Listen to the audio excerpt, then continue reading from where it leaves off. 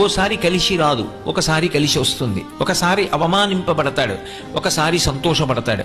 కానీ ఇవేవీ కూడా లక్ష్య పెట్టడు. ఇవన్నీ భగవంతుడికి అర్పణ చేసి తనదైన మార్గంలో తాను వెళ్ళిపోతూ ఉంటాడు. అందుకే ఆయన ఎక్కడున్నాడో అక్కడ శాంతి, ఆయన చుట్టూ ఎవరున్నారో వారికి శాంతి, వారు ఎక్కడ కూర్చున్నారో ఆ ప్రదేశము శాంతియుతంగా ఉంటుంది. అందుకే సనాతన ధర్మంలో భక్తి యొక్క ప్రధాన ప్రయోజనముగా మీరు అడిగినా అడగకపోయినా భక్తి మార్గంలో వెడుతున్నప్పుడు వచ్చేటటువంటి మొట్టమొదటి లక్షణం ఏది అంటే ప్రశాంతత. అందుకే మీరు చూడండి, మీరు ఏది ఈశ్వర సంబంధమైన కార్యం చెయ్యండి, ఒక్క విషయాన్నే అడుగుతారు, ఓం శాంతి శాంతి శాంతి, దీని చేత శాంతి కలుగుగాక.